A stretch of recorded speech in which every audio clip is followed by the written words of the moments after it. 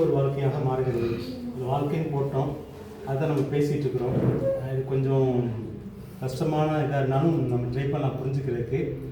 வாழ்க்கை அப்படின்னு வந்ததுனால நமக்குள்ள எப்படி பிதா குமாரன் பசுத்தாவியான்னு இருக்கிறதோ அதே மாதிரி நமக்குள்ள ஆவி ஆத்மா இருக்குது. உடம்பு நமக்கு பார்க்குறதுனால அதில் பிரச்சனை இல்லை. ஸோ ஆவி ஆத்மா சரீரம் இது எப்படி மாறுதுன்னு பார்க்குறோம். நம்ம இதுவரைக்கும் பார்த்தது வந்து நமக்குள்ள ஆவி இருக்குது, ஆனால் அந்த ஆவிக்கு உயிர் இல்லாமல் இருந்துச்சு. இது வரைக்கும் உயிர் இல்லாமல் இருந்துச்சு, பழைய வாழ்க்கையில் உயிர் இல்லை. அந்த உயிர் இல்லாத ஆவியை பற்றி நம்ம வேறு ஏதாவது தெரிஞ்சுக்க வேண்டியிருக்குதா? இந்த ஆவியை பற்றி சிந்தனை நமக்கு அவ்வளோ இல்லை. பொதுவாக ஆவிக்குரிய வாழ்க்கைன்னு பேசியிருப்போம். நம்ம ஆவிக்குரிய வாழ்க்கைனா என்ன முக்கியப்படுத்துகிறோம்? ஆவிக்குரிய வாழ்க்கைன்னு சொல்லும் போது எதை முக்கியப்படுத்துகிறோம்? இயேசு முக்கியப்படுத்துகிறோம். நம்மளை பொறுத்தவரையில் உள்ளான வாழ்க்கை, அந்த உள்ளான மனுஷன், அந்த ஆவிக்கு உயிர் வந்துச்சு, அந்த ஆவியின் அடிப்படையில் வாழணும். உயிர் வந்து ஆவி பாருங்க, அதன் அடிப்படையில் வாழணும். ஆனால் நிறைய இது நம்ம புரிஞ்சு செய்கிறதில்லை. அதுதான் வந்து பவுல் வந்து சொல்லார், நான் வந்து இயேசு முதல்ல ஒரு மனுஷனாக தான் பார்த்தேன், ஆனால் என் ஆவிக்குள்ள உயிர் வந்ததுக்கப்புறம் அவரை மனுஷனாலாம் பார்க்க முடியல, அவர் வந்து வித்தியாசமானவர் அப்படின்றது தான் அதில் வளர்க்குறார் பவுல். இது மாதிரி நாங்கள் மற்றவங்களையும் சாதாரண மனுஷனாக பார்த்தோம். வந்து ரிச்சர்ட் வாழ்க்கையில் வந்து பல சம்பவங்கள் நடந்துருக்கலாம். அவனுக்கு பழைய வாழ்க்கைன்னு ஒன்று இருக்குது, புதிய வாழ்க்கைன்னு ஒன்று இருக்குது. இப்போ நான் வந்து அவனுடைய பழைய வாழ்க்கையை தான் அதிகமாக பார்ப்பேன். அவன் வாழ்க்கையில் இதெல்லாம் நடந்துச்சு, இப்படி நடந்துச்சு, இவன் இப்படிப்பட்டவன் அப்படிப்பட்டவன்னு பார்ப்போம். ஆனால் அந்த புதிய வாழ்க்கை வெளியில் தெரியுமா? அதை பார்க்குற சம்பவம் பார்க்குறது எப்போ ஆரம்பிக்குது? இது வந்து நிறைய சபைகளே வந்து அவ்வளோவா நம்ம டீட்டெயிலாக பேசுகிறனால இதுக்கு உங்களுக்கு புரியறதுக்கு கஷ்டமாக இருக்கும். இவர் என்ன சொல்ல வர்றாரு அப்படின்னா, நான் இனிமேல் வந்து இவனுடைய பழைய வாழ்க்கையின் அடிப்படையில் நான் பார்க்கல, உள்ள இயேசு வந்துட்டார், இவன் ஆவிக்கு உயிர் வந்துச்சு, அதன் அடிப்படையில் நான் அவனை பார்க்கணும் அப்படின்றார். அதான் இதோடைய முக்கியமான ஒரு சாராம்சம். அப்படி பார்க்குற பார்வை பொதுவாக இருக்குதா யாருக்காவது? இல்லை. ஆனால் நீங்கள் பண்ணணும். அந்த புதிய வாழ்க்கையில் வந்து ஆவிக்கு உயிர் வந்துச்சு, இது வந்து அது இல்லாதனால தான் நிறைய சபைக்குள்ள வந்து அவன் அப்படி தான், இவன் இப்படி தான், அவன் இப்படி தான். ஏன்னா நம்ம முயற்சி பண்ணுறதில்லை. இவனுடைய புதிய வாழ்க்கை எப்படி இருக்குது, புதிய வாழ்க்கையில் என்ன மாற்றங்கள் நடக்குது அப்படின்றது நம்ம எது மறைக்குது அப்படின்னா, பழைய வாழ்க்கையில் நடந்த சம்பவங்களோ அந்த ரெக்கார்டு, நம்ம எப்படி சாத்தாண்ட ஒரு ரெக்கார்டு இருக்குது பாருங்கள். ஸோ அந்த ரெக்கார்டு தான் நம்ம மனசில் ஓடிட்டே இருக்குது. ஸோ ஒருத்தர் வந்து புதுசாக பார்க்க முடியும். இப்போ வந்து பவுலுக்கு இருந்த பிரச்சனை என்ன அப்படின்னா, இயேசு இந்த பூமியில் ஊழியம் செய்யும் போதெல்லாம் பவுல் அங்கே தான் இருக்கிறாரு, அதே ஊரில் தான் இருக்கிறாரு. ஆனால் அவரை பற்றி தப்பாக நிறைய பேசுகிறாங்க. பரிசேயர் ஒன்று சொல்கிறாங்க, இவர் வந்து ஏமாத்துக்காரு, இவர் வந்து தற்பெருமைக்காக இப்படி பண்ணுறாரு, இவர் வந்து ஒரு சாப்பாட்டுறாமன், இவர் வந்து இந்த மாதிரி பாவிகளோட சுற்றுறாரு, இந்த மாதிரி நிறைய பேசுகிறாங்க. இதெல்லாம் வந்து பவுல் மனசில் இருக்குது. நான் இயேசு அப்படி தான் பார்த்தேன் அப்படின்றது. இது புரியறதுக்காக இதெல்லாம் நான் சொல்கிறேன். இந்த வசனத்தின் அடிப்படையில் நானும் இயேசு ஒரு காலத்தில் அப்படி தான் பார்த்தேன், ஆனால் இப்போ வந்து இயேசு எனக்குள்ளே உயிர் வந்துருச்சு, என் ஆவிக்கு உயிர் வந்துருச்சு, இனிமேல் நான் அவரை அப்படி பார்க்க முடியாது, நான் வந்து அவர் பார்க்குற பார்வை வேறு அப்படின்றார். இதே மாதிரி தான் எல்லா விசுவாசிகளுக்குள்ளேயும். ஆனால் இது வந்து ஒரு கஷ்டமான ஒரு வேலை. இது மட்டும் நமக்கு புரிஞ்சு அப்படின்னா, ஒருத்தர் வந்து நமக்கு பார்க்குற பார்வை வந்து அந்த புதிய வாழ்க்கையின் அடிப்படையில் எப்படி பார்க்குறது, ஒருத்தருக்கு உதவியும் நம்ம நல்லா செய்யலாம். இல்லைன்னா நான் அந்த பழைய சம்பவங்களே மனசில் ஓடிட்டுருக்கோம், இவன் அவங்களுக்கு நம்மளை உதவி செய்ய மாட்டோம், இவன் இப்படி தான், இவன் அப்படி தான், அவன் இப்படி தான் அப்படின்ற மாதிரி ஓடி அவங்களுக்கு ஊழியம் செய்யாமல் அவங்க வந்து அப்படியே இது பண்ணும், நெகட்டிவாக நிறைய காரியங்கள் செய்வோம். ஸோ அதை தான் பேசுகிறோம். ஒரு இயேசு மேசியாவோடு இணைந்த ஒருவருடைய வாழ்க்கை ஒரு புதிய வாழ்க்கையாக மாறுகிறது. அப்படிங்கும்போது ஆவியில் உயிர் வந்துச்சு. இப்போ முதல்ல ஆவியில் உயிர் இல்லை, இப்போ ஆவியில் உயிர் வந்துச்சு. ஆவியில் உயிர் இல்லாதப்போ நம்ம இஷ்டம் போல வாழ்ந்தோம். இப்போ ஆவியில் உயிர் வந்துச்சு, என்ன செய்யணும், எப்படி வாழணும், நமக்கும் பொருந்தும் மற்றவங்களுக்கும் பொருந்தும். இது வரைக்கும் மனசில் என்ன தோணுச்சோ, இந்த மனசுன்றது இந்த ஆத்மாக்குள்ளே தான் மனசு இருக்குது. மனசில் என்ன தோணுச்சாலாம் செய்வோம். ஆனால் இனிமேல் வந்து ஆவியில் உயிர்ந்ததுக்கப்புறம் மனசில் தோன்றதெல்லாம் செய்ய முடியாது. ஏன் செய்ய முடியாது? இதை தான் ஆவிக்குரிய வாழ்க்கைன்னு சொல்கிறோம். நிறைய பேர் வந்து நகை போடலை, அப்புறம் வெள்ளை ட்ரெஸ் போட்டாங்க, அப்புறம் கேரளாவில் வந்து மீசை எடுத்துட்டாங்க, அவங்கெல்லாம் வந்து ஆவிக்குரியவங்கன்ற மாதிரி ஒரு அடையாளமாக வச்சுருக்காங்க. ஆனால் உண்மையிலே ஆவிக்குரிய வாழ்க்கைன்னா என்னன்றது புரிச்சுக்கிட்ட தான் அதோடைய சத்தியம் நமக்கு புரியும். இப்போ வந்து நமக்குள்ள ஆவிக்கு உயிர் இல்லை, மனசு இல்லை, நினச்சபடியெல்லாம் வாழ்ந்தோம் பழைய வாழ்க்கை. புதிய வாழ்க்கையில் வந்து ஆவிக்கு உயிர் வந்துச்சு. இப்போ மனசில் நினச்சபடியெல்லாம் வாழ முடியாது. ஆனால் எப்படி வாழணும், அதான் முக்கியம். ஓகே, வேற முக்கியமான கருத்து இயேசு போல வரணும். சரி, மாதிரி அது வேற பரிசுத்த வாழ்க்கை வாழணும். வேற ரொம்ப முக்கியமான கருத்து உங்களுக்குள்ள வருதான்னு பார்க்குறேன். அது வந்தால் தான் ஆவிக்குரிய வாழ்க்கைன்னு என்னன்னு புரியும். உண்மையாக வாழணும். வேற இல்லை, இதெல்லாம் சேர்ந்து தான். ஆனால் இதை செய்கிறவர் ஒருத்தர் இருக்கிறார், அவரை நீங்கள் விட்டுறீங்க, அவ்வளோதான். ஆவியானவர் சொல்படி கேட்கலாம். இதுதான் முக்கியம். வந்து உள்ள ஆவிக்கு உயிர் கொடுத்தது யாரு? ஆவியானவர். அப்போ உள்ளே வந்துட்டார். இப்போ வந்து அவர்கிட்ட கேட்டு கேட்டு வாழணும். மனசில் ஒன்று தோணுது, மனசில் தோணுனோன்னா நம்ம செய்ய முடியாது. ஆவியானவர்கிட்ட கேட்கணும். மனசில் வந்து இங்கே போகணுன்னு தோணுது, இதை செய்யணும்னு தோணுது. இப்போ வந்து நான் வந்து மனசில் தோணுன்னு செய்ய முடியாது. உள்ளே வந்துட்டாரு, அவர்கிட்ட கேட்கணும். அதுதான் ஆவிக்குரிய வாழ்க்கை. இப்போ புரியுதா? இந்த புதிய வாழ்க்கையாக மாறுகிறதுன்றது வந்து அதுதான் உண்மையில். ஆனால் நிறைய ப்ராக்டிஸ் நமக்கு வேணும், எனக்குமே வேணும், எல்லாருக்குமே வேணும். இல்லை, ஆவியானவர்கிட்ட கேட்டு கேட்டு செய்கிறது தான் வந்து. இயேசு வந்து ஒரு நாள் வீட்டில் இருக்கிறாரு, அவங்க தம்பி 3 பேர் இருக்கிறாங்க. அவங்க என்ன சொல்கிறாங்கன்னா, இன்றைக்கி வந்து நம்ம பண்டிகை நடக்குது எருசலேம் நகரத்தில், உனக்கு தான் பெரிய ஆள் ஆகணும்னு ஆசை தானே, நீ போய் ஏதாவது செஞ்சீங்கன்னா பெரிய ஆள் ஆகிடலாம் அப்படின்றாங்க. அப்போ இயேசு என்ன சொல்கிறாரு? இதெல்லாம் ரொம்ப முக்கியம். நீங்கள் நினச்சது எப்போ வேணாலும் செய்யலாம். அது உங்களுடைய வேலை எப்பவும் இருக்குது. அப்படின்னா நீங்கள் ஒன்று நினச்சிங்கன்னா உடனே செய்யலாம். நான் அப்படி செய்ய முடியாது. நான் யார்கிட்ட கேட்கணும்? அந்த ஆவியானவர்கிட்ட கேட்கணும். என்ன நடத்துகிற அவர் தான் பிதாவுடைய விருப்பத்தை எனக்கு வெளிப்படுத்துவது. அவர்கிட்ட கேட்டு அவர் போசனா போவேன். அதனால தான் இந்த மரியாள் வந்து இந்த இவங்களுக்கு எதாவது செய்ய சொல்லுவாங்க, திராட்சை ரசத்தை வந்து தண்ணி ஏற்றுறாரு. அப்போ கூட என் வேலை என்ன வரலன்னு ஏன் சொல்லார் அப்படின்னா, இவர் வந்து அந்த வெயிட் பண்ணுறாரு. அந்த ஒரு சில நேரம் கொஞ்சம் ஒரு நிமிஷமோ 10 நிமிஷமாக இருக்கலாம், இருந்தாலும் டக்குன்னு தோணுன்னு செய்யக்கூடாது, ஒருத்தர் சொன்னோன்னு நம்ம செஞ்சக்கூடாது. ஸோ இதுதான் இந்த புதிய வாழ்க்கையின் ஒரு மைய கருத்து. அதுதான் ஆவிக்கு உயிர் வந்துருச்சு. இப்போ ஆவியானவர் தான் அதுக்கு தலைவர். அந்த ஆவிக்கு உயிர் கொடுத்தவர் தான். கிட்டத்தட்ட அம்மா மாதிரி ஆவியானவர் நீங்கள் அம்மான்னு வச்சுக்கோங்க. அம்மா வயிற்றுக்குள்ளே எப்படி ஒரு குழந்தை வந்துச்சு, அந்த அம்மாவுடைய விருப்பப்படி தான் செய்யணுன்ற மாதிரி ஆவியானவர்களை வரணும். ஸோ இதுதான் ஆவியில் நடக்கிற ஒரு சம்பவம். இப்போ ஆத்மா அப்படியே தான் இருக்குது. அதை மான சொல்லும்போது பார்த்தா மனம் புதிதாக்குறதுனாலே மறுரூபமாகுங்க. இந்த மனசு தான் ஆத்மான்னு வச்சுக்கோங்க. ஆத்மாவுக்கும் மனசுக்கு வித்தியாசம்லாம் பெருசு கிடையாது. அதோடு சேர்ந்து விருப்பங்கள், ஆசைகள், திட்டங்கள் இதெல்லாம் வரும். இந்த மனசு வந்து இப்போது மறுரூபம் ஆகுது. அப்படின்னு என்ன நடக்குது? இப்போ ஆவியை பற்றி பார்த்துட்டோம், மனசு ஆத்மாவை பற்றி பார்க்கணும். மனசு மறுரூபம் ஆகுதுன்னா என்ன மாற்றம்? என்ன மாதிரி மாற்றம்? பழைய வாழ்க்கையில் இருந்த மனசுக்கும் புதிய வாழ்க்கையில் இருக்கிற மனசுக்கும் ஒரு வித்தியாசம் இருக்குது. அது என்ன வித்தியாசம்? இப்போ பழைய வாழ்க்கையில் ஆவி செத்து இருந்துச்சு, இப்போ ஆவிக்கு உயிர் வந்துருச்சு. இப்போ மனசு சொல்கிறபடி செய்ய முடியாது, ஆவியான சொல்கிறபடி செய்யணும். ஆவிக்குரிய வாழ்க்கைன்னு பார்த்துட்டோம். மனசை பற்றி பார்க்கும்போது மனசு புதுசு ஆகலை. இப்போ மனசு எப்போவுமே உயிரோடு தான் இருக்குது. பழைய வாழ்க்கையிலும் உயிரோடு தான் இருக்குது, புதிய வாழ்க்கையிலும் மனசு ஆத்மா உயிரோடு தான் இருக்குது. ஆனால் ஒரு மாற்றம் ஏற்படணும்னு சொல்லி விரும்புகிறார் புதிய வாழ்க்கையில். அதுதான் மறு ரூபம். அது புது மனசாக ஆகணும் அப்படின்றார். இந்த புது மனசு எப்போ ஆகுது, எப்படியெல்லாம் ஆகுது?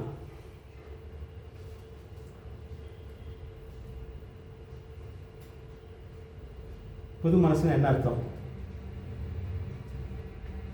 மனசு புதுசாகிறதுன்னா என்ன அர்த்தம்?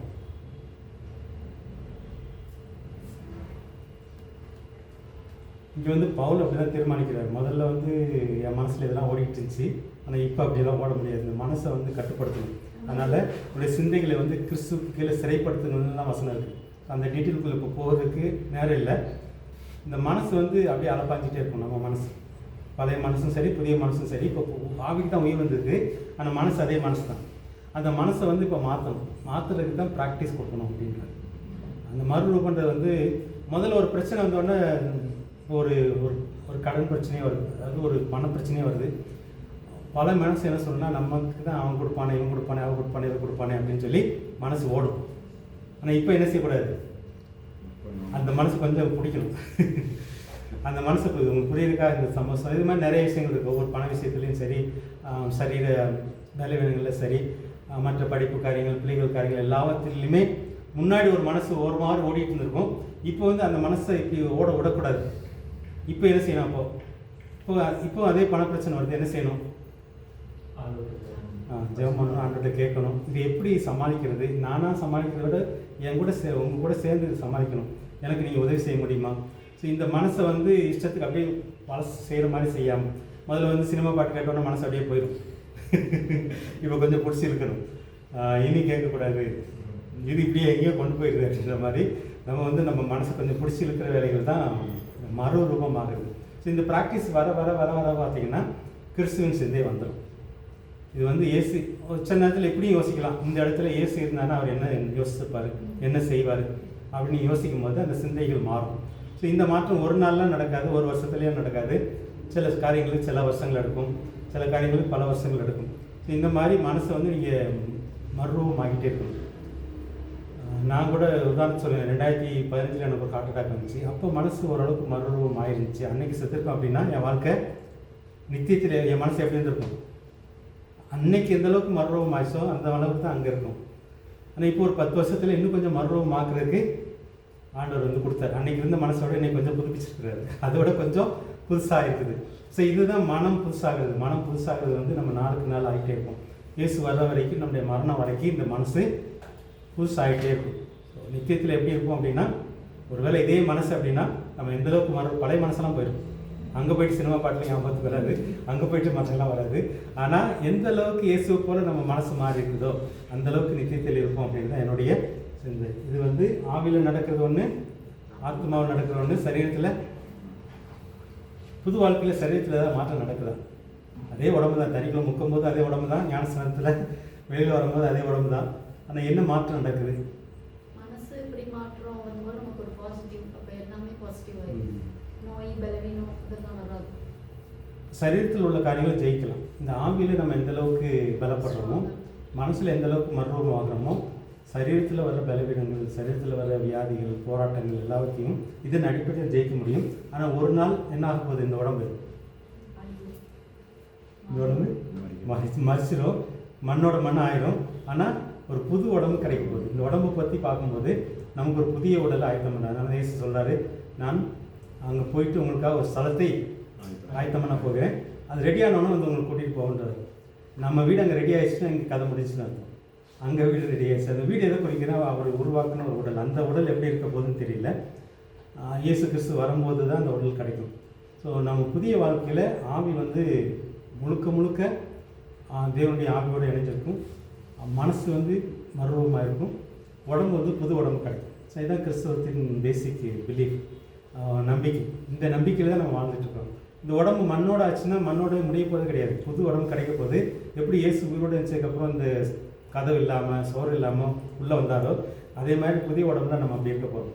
இந்த உடம்புக்கு வந்து பயணம் பண்ணணும்னா பைக் வேணும், கார் வேணும், பல இதெல்லாம் வேணும். அந்த உடம்புக்கு என்ன வேண்டாம், அது வேறு மாதிரியான உடல். அதெல்லாம் நீங்கள் கற்பனை பண்ணணும். அதெல்லாம் பண்ணால் தான் நமக்கு கிறிஸ்தவ வாழ்க்கை ருசி உள்ள வாழ்க்கையாக இருக்கும். அதனால் ஆவியில் உயிர் கிடச்சிச்சு.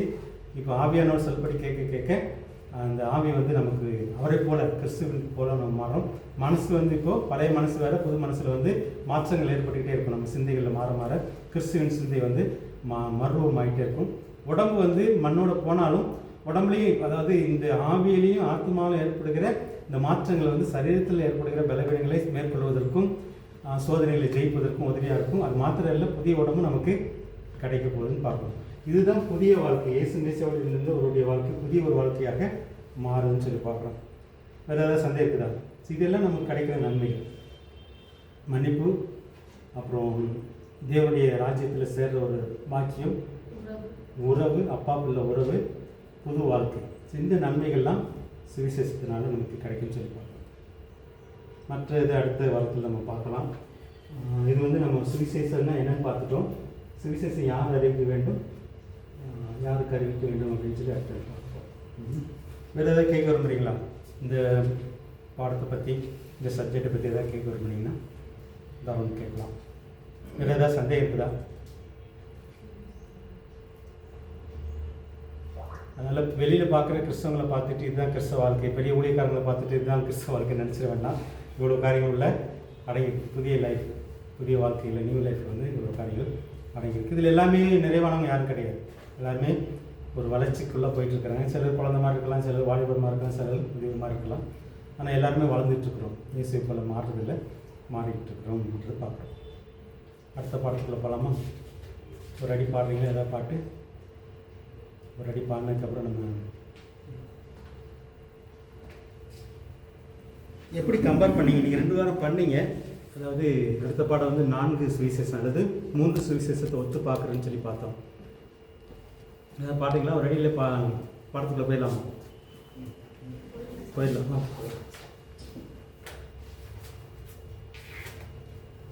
நீங்கள் இது வரைக்கும் பண்ணது மட்டும் சொல்லுங்க பார்க்கலாம். டீம் லீடர் யார் யார்? மூணு டீமாக பிரிச்சிங்களா? மூணா பிரிச்சிங்க. நீங்கள் பிரித்து அதை ஒத்து பார்த்ததில் வித்தியாசம் என்னன்றது மட்டும் கண்டுபிடிக்கணும். ஏன் வித்தியாசம்னு சொல்லணும். இந்த மூன்று சுவிசேஷம் அல்லது 4 சுவிசேஷம், அதாவது சினாப்டிக் காஸ்பல் அப்படின்னா எது? மத்தேயு, மார்க்கு, லூக்கா தான். அது ஒத்த சுவிசேஷ நூல்கள்னு பார்க்குறோம். ஆனால் யோவானையும் சேர்த்துக்கிட்டோம். ஏன்னா யோவான் வந்து ரொம்ப கம்மி தான். இந்த யோவானோட சேர்த்து பார்க்கும்போது 4 சுவிசேஷத்தில் உள்ள கருத்துக்களை ஒத்து பார்க்குறோம். அதுதான் நீங்கள் பண்ண ப்ராக்டிஸ்.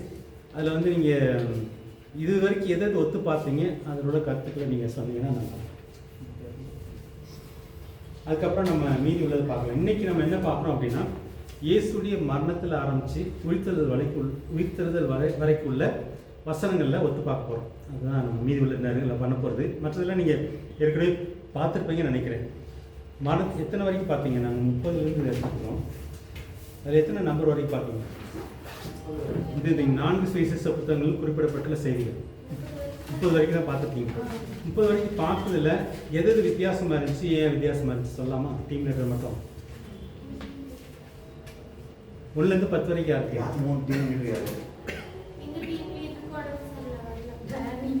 டேனியா? அவர் முதல்ல வேற யார் இருக்காங்களா? பாஸ்டர்ஸ் யார் இருக்காங்களா? சரி, 1லேருந்து 10 வரைக்கும் யார் பார்த்தது? ஃபர்ஸ்ட் 1 to 10 பார்த்தியா? 1 to 10 நாங்க வந்து 11 to 20. சரி, சந்திரன் சந்திரன் ஃபஸ்ட்டு. வேறு யார் உங்கள் டீமில்? அவங்க பையன் ஆப்சண்ட். ஓஹோ, அந்த சுரேஷ் சரி சொல்லலாம். உங்க ஞாபகத்தில் இருக்குது சொல்ல. 1 to 10 வந்து இருக்கான், லிஸ்ட் இருக்கான். அவர் தான் வச்சுருந்தார். அவர் தான் லீடர். என்ன லீடர்லாம் ஆப்சண்டாக இருக்காங்க. சரி, 11 to 20 சொல்லுங்க பார்க்கலாம். சும்மா ட்ரையலில் நீங்கள் என்ன பண்ணீங்க? நாங்கள் வந்து உங்களுக்கு டெமோ கொடுக்கல, அதனால் நீங்கள் ஒரு மாதிரி சரியாக பண்ணனாலும் பரவாயில்ல, நீங்கள் பண்ண சொல்லுங்கள். 11 to 20ல் வந்து மேக்ஸிமம் எல்லா வசனங்கள்லாம் சேமாக தான் இருந்தது. கருத்து வந்து சேமாக தான் இருந்தது. அந்த 3 காஸ்பலில் ஒவ்வொரு சுவிசேஷ நூலில் வந்து ஒரு சில விஷயங்கள் சொல்லலை. 11, 12, 13 இதுல எல்லாம் சேமா தான் இருக்கு. 14ல் வந்து லூக்கால மட்டும் சொல்லப்படலை, அந்த விஷயத்தையே சொல்லலை. என்னன்னா, இயேசு வருவதற்கு முன்பு சீடர்கள் படகில் ஏறி பயணம். இதை வந்து மத்தேயு சொல்லியிருக்குது, மார்க்கு சொல்லியிருக்குது, யோவான் சொல்லி ஒரே விஷயம் தான், ஆனா சில வார்த்தை மட்டும் டிஃப்ரெண்டா இருக்கு. மத்தேயுல வந்து அக்கறைக்கு போகும்படி அவர்களை துரிதப்படுத்தினார் அப்படின்னு இருக்கும். மார்க்ல வந்து பெத்சாயாவுக்கு எதிராக ஊர் பேர் சொல்லியிருக்கு, அதுவெல்லாம் அந்த அக்கறைன்னு சொல்லியிருக்கு, இதுல ஊர் பேரோட சேர்த்து சொல்லியிருக்கோம். லூக்கால அந்த விஷயமே சொல்லியிருக்காங்க. யோவான்ல வந்து சீஷர்கள் கடற்கரைக்கு போய் படவில் ஏறி கடலின் அக்கறையில் உள்ள கப்பர் நகூமுக்கு போனார். இங்க வந்து கப்பர் நகூம்ங்கிற ஒரு வார்த்தை ஆட் ஆயிருக்கும். இருட்டா இருந்தது, இயேசு அவர்களிடத்தில் வராதிருந்தார். இருட்டா இருந்துச்சு, அந்த சம்பவங்கள்லாம் கொஞ்சம் விளக்கி சொல்லியிருந்தாங்க. அடுத்து 15வது வந்து சீஷர் படகு புயலில் சிக்கி கொண்டது, அதை பத்தின ஒரு கருத்து. அதுல மத்தேயுல வந்து படகு நடுக்கடலிலே சேர்ந்து எதிர்காற்று அலைகளினால் சிக்கி அப்படிங்கிற ஒரு வார்த்தை இருக்கும். அதே மாதிரி இயேசு 4ஆம் ஜாமத்தில் கடலின் மேல் நடந்து வந்தார் அப்படின்னு சொல்லியிருக்கும். ஆனா மார்க்ல வந்து தண்டு வலிக்கிறதில் அவங்க கஷ்டப்பட்டாங்க, அதனாலதான் அது போக முடியல அப்படிங்கறது எக்ஸ்ட்ரா சொல்லியிருக்கும். லூக்கால அதை பத்தி சொல்லல. யோவான்ல வந்து பெருங்காற்று அடித்து கடல் கொந்தளிப்பு, காத்தடிச்சு கொந்தளிச்சிச்சு, அதனாலதான் அவங்க 3-4 மைல் தூரம் தண்டு வலித்தார்கள். எவ்வளவு நேரம் அது கஷ்டப்பட்டாங்க, அவங்க துடுப்பு அதை கொண்டு போறதுக்கு எவ்வளவு நேரம் கஷ்டப்பட்டாங்க டீட்டெயிலா சொல்லியிருக்கும். எல்லாமே சொல்லுங்க. இல்லை போதும். அடுத்த டீம்ல ஏதாவது? சரி, நீங்க சொல்லுங்க. லீடர் வராட்டி உங்களுக்கு தெரிஞ்சது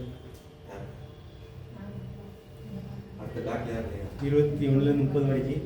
21லேருந்து 30. இந்த 17வது வசனத்துல வந்து லூக்கா 4 படகில் ஏறிய இயேசுன்னு இருக்கு இல்லையா, அதுல வந்து லூக்கால 4:31ன்னு கொடுத்துருக்காங்க. ஆனா அந்த வசனமும் இதுக்கும் மேட்ச் ஆகல. அப்ப நான் தான் ஏதோ தப்பு பண்ணிருப்பேன். ஓய்வு நாட்களில் உபதேசம் பண்ணினார், அதை மட்டும் மார்க் பண்ணிருங்க. மார்க் பண்ணிருங்க. நம்ம இன்னைக்கு ஒரு சில இது பார்க்கலாம், நீங்க மீதி உள்ளது பாருங்க. இது எதுக்காக பார்க்கணும், சேர்த்து கம்பேர் பண்ணி பார்க்கணும். எதுக்காக ஒத்து பார்க்குறோம்? சத்தியத்தை உறுதிப்படுத்தும். சத்தியத்தை உறுதிப்படுத்துறது வேற. அதாவது ஒரு காரியத்தை 4 பேர் எழுதியிருந்தாங்கன்னா அது வந்து ரொம்ப உறுதிப்படுத்துறது. அதாவது ரொம்ப உறுதியான ஒரு சத்தியமாக இருக்கலாம். அதை விட சிலர் வந்து சிலரை செய்திருப்பாங்க, சிலர் விட்டுருப்பாங்க. அது ஏன்னு கண்டுபிடிக்கிறோம். ஏன் வந்து மார்க் எழுதுனதை மத்தேயு எழுதலை, ஏன் மத்தேயு எழுதுனதை லூக்கா எழுதலை அப்படின்ற மாதிரி கண்டுபிடிக்கும் போது இன்னும் அது ஆழமாக அந்த கருத்தை நம்ம தெரிஞ்சுக்கலாம் அப்படின்றத பார்க்குறோம். இன்றைக்கி வந்து 31 உதாரணத்துக்கு 31 எடுத்துகிட்டு வந்து பார்க்குறோம். இயேசுவை காட்டி கொடுக்க 30 வரைக்கும் நீங்கள் பார்த்துருப்பீங்க. இன்னும் 31 பார்க்கலாம். இயேசுவை காட்டி கொடுக்க காவலோடு வந்த யூதாஸ். இதில் வந்து மத்தேயு 26:47 யாராவது வாசிங்க. இல்லை வித்தியாசத்தை மட்டும் யாராவது ஒருத்தர் நோட் பண்ணணும். 26:41 வாசிங்க. 26:47. அவர் இப்படி போகையில் 12 ஒருவனாகிய யூதாஸ் வந்தான். அவனோடு கூட பிரதான ஆசாரியரும் ஜனத்தின் மூப்பரும் அனுப்பின திரளான ஜனங்கள் பட்டயங்களையும் தடிகளையும் பிடித்துக் கொண்டு வந்தார்கள். அடுத்தது வந்து மார்க் 14:43. இது வாசிக்கும் போது மத்தேயுக்கும் மார்க்குக்கும் எது வித்தியாசம் கண்டுபிடிக்கணும்? உடனே அவர் இப்படி போகையில் 12 ஒருவனாகிய யூதாஸ் வந்தான். அவனோடு கூட பிரதான ஆசாரியரும் வேத பாரகரும் மூப்பரும் அனுப்பின திரளான ஜனங்கள் பட்டயங்களையும் தடிகளையும் பிடித்துக் கொண்டு வந்தார்கள். ரெண்டுக்கும் ஏதாவது வித்தியாசம் இருக்குதா? மத்தேயுக்கும் மார்க்குக்கும் அந்த 2 வசனத்துக்கும் 2 வசனத்துல வார்த்தைகள் வித்தியாசம் பாருங்க. வித்தியாசம் கண்டுபிடிங்க. ரெண்டும் சேர்த்து வச்சு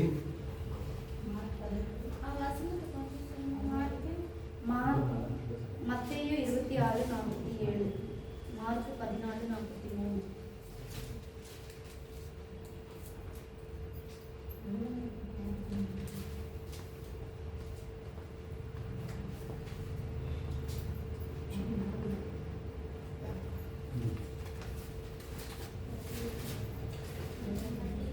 இது ரெண்டும் சேமா தான்.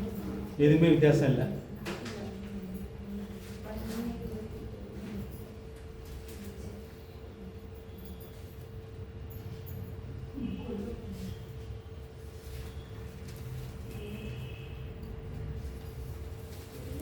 வேத பாரகர்னு ஒரு வேர்டு ஆட் ஆயிருக்கு.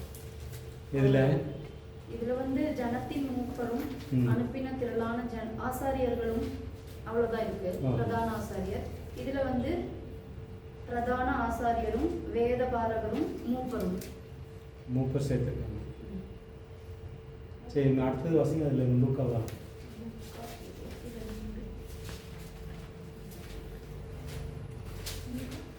லூக்கா 22:47.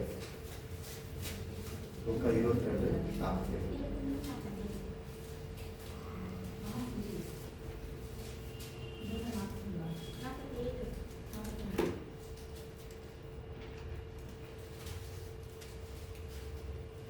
இது வந்து யூதாஸ் வந்து இயேசுவை முத்தம் செய்தான் அப்படின்னு.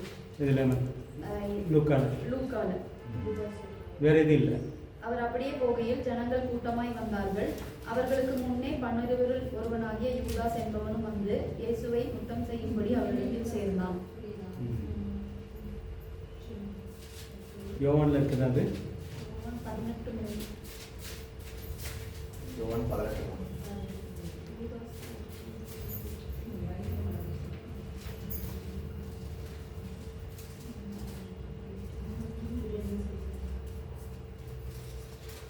இதுல வார்த்தை மட்டும் கொஞ்சம் வேற மாதிரி எழுதியிருக்காங்க. வார்த்தைகள் யூதாஸ் போர்ச்சேவகரின் கூட்டத்தையும் பிரதான ஆசாரியர் பரிசேயர் என்பவர்களால் அனுப்பப்பட்ட ஊழியக்காரரையும் கூட்டிக் கொண்டு பந்தங்களோடும் தீவெட்டிகளோடும் ஆயுதங்களோடும் அவ்விடத்திற்கு வந்தான்.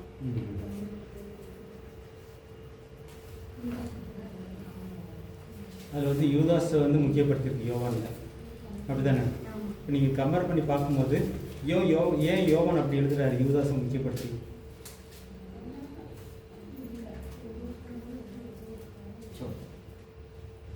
இது என்ன காரணமாக இருக்கும்? மற்றவங்கெல்லாம் வந்து யூதாஸை முக்கியப்படுத்தலை, அப்படிதானே?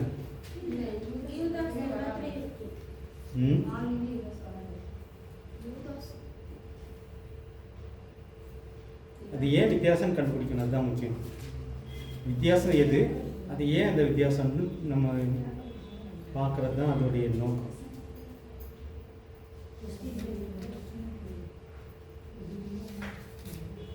உங்களுக்கு 4 இதில் காட்டினேன்னா உங்களுக்கு ஈஸியாக இருக்கும் பார்க்குறதுக்கு, அதான் ட்ரை பண்ணுறேன்.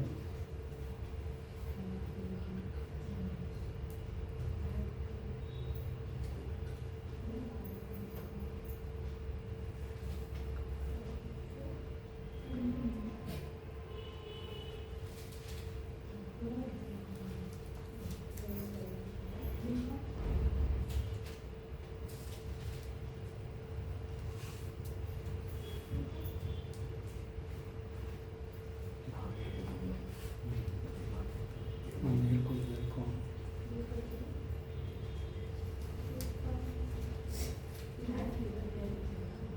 இது 4 சேர்த்து கொடுத்தா தான் பார்க்க முடியும்.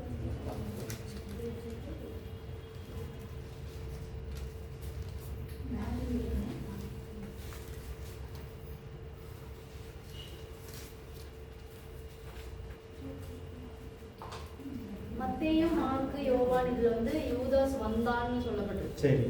அந்த ஆயுதங்களோட வந்தான், எல்லாத்தையும் கூட்டிட்டு வந்தான்ட்டு. ஆனா லூக்கால மட்டும் அவன் வந்து இயேசுவை முத்தம் செய்தான் அப்படின்னு இருக்கு. அவன் செய்த செயலை சொல்லி.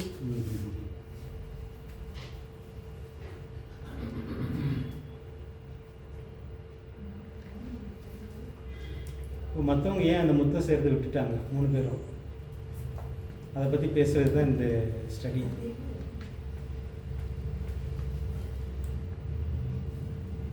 ஏன் மற்றவங்க வந்து அந்த முத்தம் பண்ணுறதை விட்டுட்டாங்க? இங்கே இருக்குது, இது பாருங்க, சேர்த்து பாருங்க.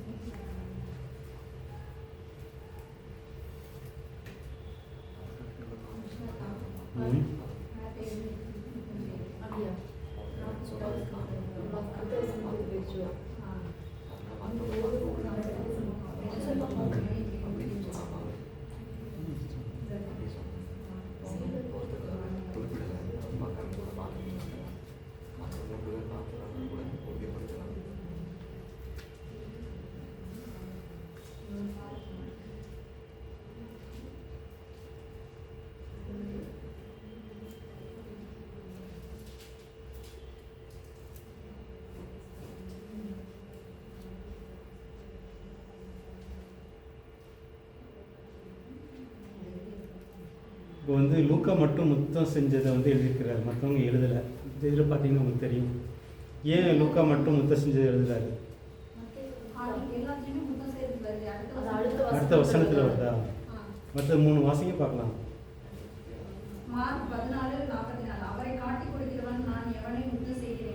ஓகே.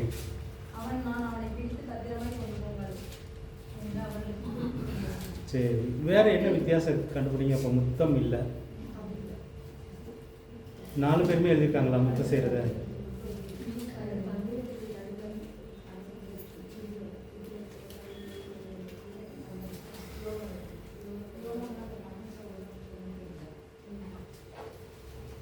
இப்போ 4 பேருமே இவங்களை லீட் பண்ணி வந்தது வந்து யூதாஸ்ன்னு தான் சொல்கிறாங்களா?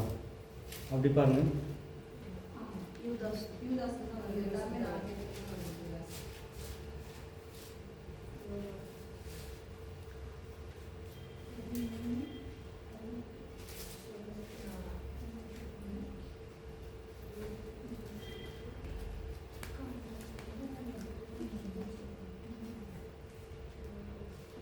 இப்போ இதில் வந்து பெரிய வித்தியாசம் இல்லை யூதாஸுடைய காரியத்தில், இல்லை.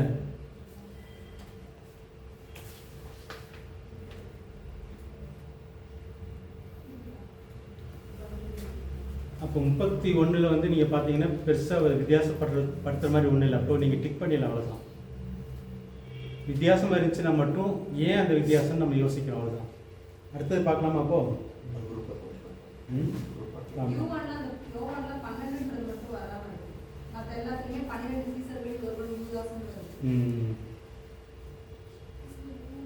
ஓகே. இல்ல அதுல அந்த மத்தேயுலும் மார்க்லயும் வந்து யூதாஸ் கூட அவனோடு கூட பிரதான ஆசாரியரும் எல்லாரும் போன மாதிரி சொல்லியிருக்கு. ஆனா ஆனா இந்த லூக்கால வந்து அவர் அப்படி பேசுகையில் ஜனங்கள் கூட்டமா அவர்களுக்கு முன்னே அவங்களுக்கு முன்னாடியே லீட் பண்ற மாதிரி இவன் யூதாஸ் முன்னாடி போன மாதிரி சொல்லியிருக்கு. இப்போ வந்து யூத தலைவர்கள் எல்லாம் வந்த மாதிரி இருக்கா, அவங்க அனுப்பி வச்சவங்க வந்த மாதிரி இருக்கா?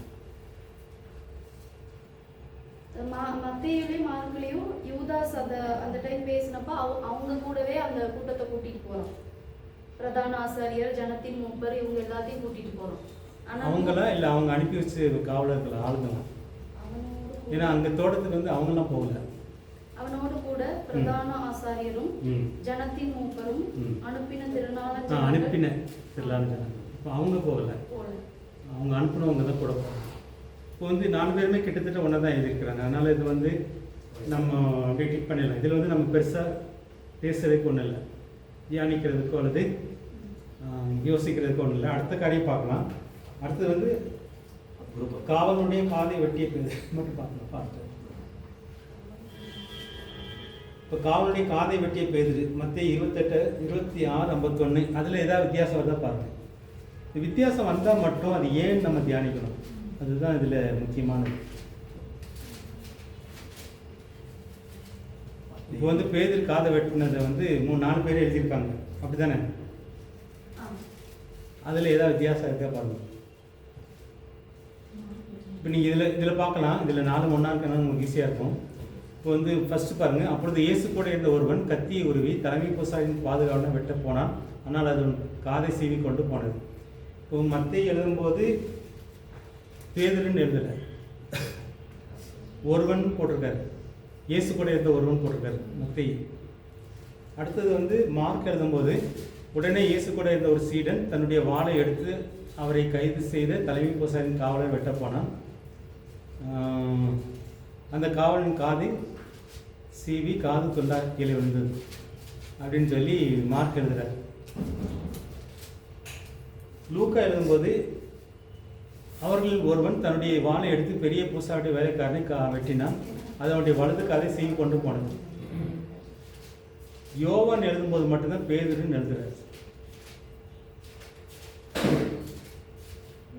இதுதான் நம்ம பார்க்குறோம், இந்த வித்தியாசத்தை மட்டும் பார்க்குறோம். யோவான் வேற என்ன விளக்கெல்லாம் கொடுக்குறாரு, இந்த கடைசியில் உள்ளதான் யோவான். மற்ற 3 பேரும் வந்து ஒருவன், இயேசு கூட இந்த ஒருவன் போட்டாங்க. ஆனால் யோவான் மட்டும் நேம் மென்ஷன் பண்ணுறாரு. ஏன் பண்ணுறாரு? இதுதான் நம்ம தியானிக்கு இதை பேசுறது இந்த குரூப்பே பண்ணணும். நேரில் பார்த்தாரு. ஏன் அப்படின்னா அவர் வந்து இயேசுவோட வந்து பேசிட்டாங்க. ஓகே, இந்த பேதுருவும் யோவானும் கிட்டத்தட்ட க்ளோஸாக இருக்கிறாங்க. இந்த இயேசுடைய அந்த பிடிக்கப்பட்ட நாளில் நடந்த சம்பவத்தை யோசிச்சு பார்த்தீங்கன்னா புரியும். வேறு ஏதாவது உங்களுக்கு ஞாபகத்தில் வருதா? இயேசு அரெஸ்ட் பண்ணுறாங்க. அரெஸ்ட் பண்ணும்போது அது நடக்கும், கூட்டிகிட்டு போவார். மற்ற 10 பேரும் போயிட்டாங்க, இந்த 2 பேர் மட்டும் பின்னாடி போவாங்க. பேதுருவும் யோவான் மட்டும் இயேசு கூடவே போகிறாங்க. ஆனால் யோவான் வந்து இந்த பிரதான ஆசாரியருக்கு வந்து ரொம்ப நெருக்கமானது. அந்த பிரதான அதனால வீட்டுக்குள்ளே போகிறாரு, ஃப்ரீயாக வீட்டுக்குள்ளே போகிறாரு. அதுக்கப்புறம் பேது வெளியில் நிற்கிறான், வெளியில் பேதுரு உள்ள கூட்டிகிட்டு போகிறாங்க. ஸோ இந்த சம்பவங்கள் யோவானுக்கு வந்து ரொம்ப டீட்டெயிலாக தெரியுது. எழுதுகிற காரணம் வந்து பேதுரு தான் அதை வெட்டினது. இந்த வேலைக்காரனுடைய பேர் கூட எழுதுறாங்க பாருங்க. தலைமை பூசாரியுடைய வேலை செய்கிற மல்பூசி அவன் காதை வெட்டினா அப்படின்றத கூட எழுதுறாரு. மற்ற 3 பேருக்கும் அது தெரியலை, அந்த விளக்கங்கள் தெரியாதனால விட்டுருக்காங்க அப்படின்னு பார்க்கணும். இந்த சரித்திர சம்பவத்தோடு ஒத்து பார்க்குறது தான் இந்த இதை மட்டும் நீங்கள் நோட் பண்ணணும். இதில் வந்து பேதுருவும் யோவானும் இயேசு கூடவே இருந்தவங்க கடைசி வரைக்கும் அந்த பிரதான ஆசிரியர் வீட்டுக்கு போகிற வரைக்கும் கூடவே இருக்கிறாங்க. யோவானுக்கு வந்து பிரதான ஆசிரியருடைய பழக்கம் அதிகமாக இருந்ததுனால அந்த வேலைக்காரன் பேர் கூட தெரிஞ்சிருக்கு. மற்றவங்களுக்கு இப்போ இதில் வந்து மார்க் கூட இருந்தாரா இந்த சம்பவத்தில்? மார்க் வந்து துணி விட்டுட்டு ஓடிட்டார். அந்த மாதிரி அந்த நேரத்தில் வந்து மார்க் தான் இவங்க கூட வந்திருக்கணும், யூதாஸ் கூட வந்திருக்கணும். ஆனால் அவர் விட்டுட்டு ஓடிடுறாரு. அவனை பிடிக்க பார்க்குறாங்க, அவர் ட்ரெஸ்ஸை விட்டுட்டு ஓடிடுறான்னு சொல்லி பார்க்குறோம். இதில் லூக்காவும் மத்தேயு வந்து அந்த ஓடி போன 10 பேரோட ஓடிடுறாரு. அவருக்கு அவருக்கு டீட்டெயில் தெரியல. லூக்கா வந்து கேட்டவர் தான், பார்த்தவர் கிடையாது. புரிஞ்சுச்சா? இப்போது இந்த வித்தியாசங்கள் நம்ம தெரிஞ்சுக்கிறோம். ஏன் யோவானுக்கு வந்து இந்த 2 பேதுரு பேர் எழுதுறாரு, தலைமை பூசாருடைய வேலைக்காரன் பேரை எழுதுறாருன்னு யோவானுக்கு இந்த நெருக்கம் இருந்ததுனால. ஸோ இதெல்லாம் நம்ம வந்து படிக்கும்போது நமக்கு இன்னும் கொஞ்சம் உறுதியாகும் அந்த சத்தியத்தை நம்ம மனசை உறுதிப்படுத்துறதுக்காக. இன்னும் ஒன்று மட்டும் பார்க்கலாம், பார்த்துட்டு நீங்கள் திரும்ப குரூப்பாக பிரிச்சுக்கலாம். 33 பார்த்தீங்கன்னா வெட்டிய பேதுருவை தடுத்த இயேசு அப்படின்ற தலைப்பில் வந்திருக்கு. அதில் மார்க் எழுதலை, மத்திய எழுதியிருக்கிறார். மத்திய 26:52. அதில் ஏதாவது வித்தியாசம் இருக்குதா பார்க்குறோம். ஏன் வித்தியாசம்னு நம்ம தெரிஞ்சுக்கலாம். அவ்வளோதான்.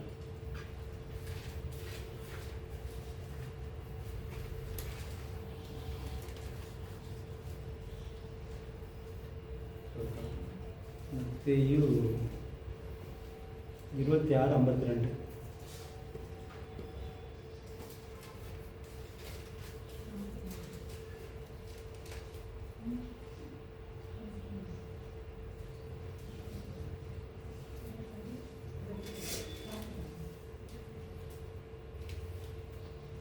இருபத்தி 52 தானே? 52. இந்த மார்க் இதை பற்றி எழுதலை. இயேசு தடுக்கிறது. இப்போ வந்து பேதுரு வந்து வாள் எடுத்து இவனை வெட்டுறான். அப்போது இயேசு அவனை நோக்கி, உன் பட்டயத்தை திரும்ப அதன் உறையிலே போடு. பட்டயத்தை எடுக்கிற யாரும் பட்டயத்தினாலே மடிப்பான். ஓகே. இப்போ பேதுருட்ட இயேசு சொல்கிறாரு, நீ வந்து உள்ள வை அப்படின்றாரு. அதோட வளர்க்குறாரு. லூக்கா அதை பற்றி எழுத, லூக்காவும் இது எழுதலை, யோவான் எழுதியிருக்கிறார். யோவான் 18 பாருங்க. அப்பொழுது இயேசு பேதுருவை நோக்கி, உன் பட்டயத்தை உறையிலே போடு. பிதா எனக்கு கொடுத்த பாத்திரத்தில் நான் பானம் பண்ணாதிருப்பேனோ என்றார். யோவான் மட்டும் இந்த பானம் பண்ணுறதை பற்றி எழுதுறாரு. ஏன் எழுதுறாரு? இதுதான் நம்ம யோசிக்கிறோம். இந்த வித்தியாசமாக ஏன் வருது? இப்போ வந்து இதில் மத்திய எழுதாது, யோவான் ஏன் எழுதுறாரு? பானம் பண்ணுறதை பற்றி எழுதுறாரு. ஏன் எழுதுறாரு? இப்போ புரியுதா இந்த நம்ம டிஸ்கஷன் என்ன பண்ணுறோன்றது? 4 பேரும் ஒன்று போல் எழுதியிருக்காங்க. இப்போ இவர் மாதிரியே மத்திய மாதிரியே யோவான் எழுதிப்பாருன்னா பெருசாக டிஸ்கஸ் பண்ணுறது ஒன்றும் இல்லை. ஆனால் வித்தியாசம் ஏன் வருது? இந்த இடத்துல ஏன் இந்த பானம் பண்ணுறதை பற்றி எழுதுறாரு யோவான்? ஏன் மத்திய எழுதலை அதை? அது மற்ற 2 பேரும் ஏன் விட்டுட்டாங்க? மார்க்கும் லூக்காவும் ஏன் அதை எழுதலை? இதெல்லாம் நம்ம யோசிக்கும் போது சில சத்தியங்கள் வெளிப்படும்.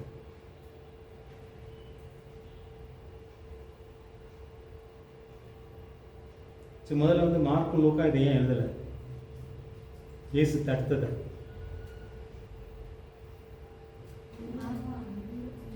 அதுக்கப்புறம் அவங்க இருந்திருக்க மாட்டேன். இந்த யோவான் வந்து இயேசுவோட நெருங்கி இருந்ததுனால ஒருவேளை அவரோட சாயல் அந்த இது வந்து இயேசு பேசியிருப்பாரா பேசிக்க மாட்டாரா? பேசியிருக்காரு. அதான் உறுதிப்படுத்துகிறோம். அதாவது இந்த பாத்திரத்தில் நான் பானம் பண்ணாமல் இருக்கக்கூடாதுன்றதை வந்து பேசியிருக்கிறாரு. ஆனால் யோவான் மட்டும் அதை எழுதியிருக்கிறாரு, மத்தேயு அதை எழுதலை. அவங்க 2 பேரும் இயேசுவோட நெருங்கி இல்லை. யோவான் வந்து இயேசுவோட ரொம்ப நெருங்கி இருந்ததுனால அது வெளிப்பாடு கிடைச்சிருக்கோம். ஒருவேளை அவங்களுக்கு வந்து சொல்லப்படாமல் இருக்கலாம். இல்லைன்னா அந்த அவங்க வந்து இயேசுவை கைது பண்ணதாக சொல்றதுக்கு முன்னாடி ஓடி போயிருக்கலாம். ஓகே. மத்தேயு வந்து என்னன்னு தெரியாம இருக்கலாம். ஒருவேளை வந்து மார்க் வெட்டும் போதே மத்தேயு ஓடி இருக்கிறான். சாரி, பேதுரு வெட்டும் போதே ஓடி போயிருக்கலாம். இவன் மத்தேயு வந்து ஓடி இருக்கலாம் அப்படின்ற ஒரு இதுதான். இதில் வந்து மத்தேயு மட்டும்தான் கூட இருந்தவர். மற்ற லூக்காவும் மார்க்கும் இல்லை, அதனால் அவங்க விட்டுடலாம். ஒருவேளை மார்க்கு இருந்துட்டு ஓடி இருக்கலாம். ஓகே. மத்தேயு வந்து ஒருவேளை இது பேசும்போது அவங்க இல்லாமல் இருந்திருக்கலாம். மத்தேயு மட்டும்தான் இதில் பார்க்குறோம். ஸோ இதெல்லாம் ஒரு காரணம். நம்ம வந்து தியானிக்கும் போது ஏன் இப்படி இருக்கும் அப்படின்ற மாதிரி தியானிக்கிறோம். ஏன் வந்து யோவான் இதை எழுதுறாரு, ஏன் எழுதலை?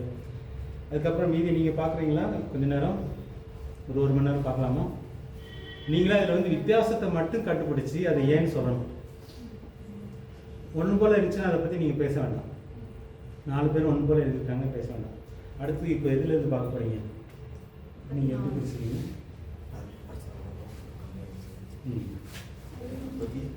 33 முடிச்சிருக்கோம். 34 இருக்கு. 10 பட முடியுமா? இந்த பேப்பர் உங்கள்கிட்ட இருக்குதா? நீங்கள் எல்லாரையும் பேச வைக்கணும். 3 இந்த பேப்பர் எத்தனை பேர் இருக்குது?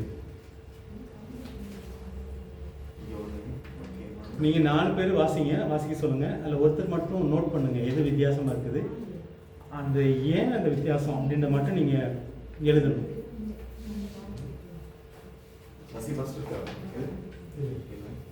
எப்படி ஆதார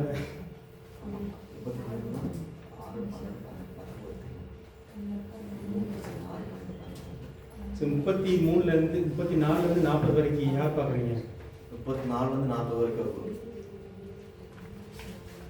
நீங்கள் முடிச்சுட்டு ஒரு 1 ஹவர் முடிச்சுட்டு ஒரு 1/2 ஹவர் நீங்கள் வித்தியாசம் மட்டும் வந்து சொல்லணும். ஏன் வித்தியாசன்றது மட்டும் சொல்லணும்.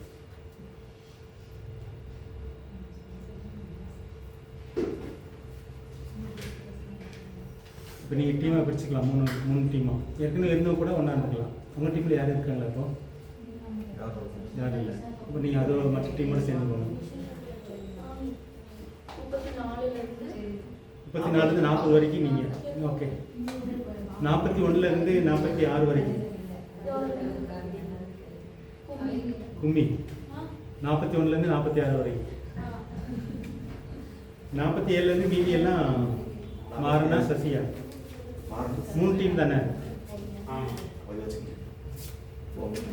ஓகே. நீ இப்போ டீமாக பிரிஞ்சுக்கலாம், உள்ளே உட்காந்துக்கலாம். பிரிஞ்சுட்டு வித்தியாசத்தை மட்டும் கண்டுபிடிச்சி அது ஏன் என்னவா இருக்கும் கெஸ் பண்ணுறவங்க.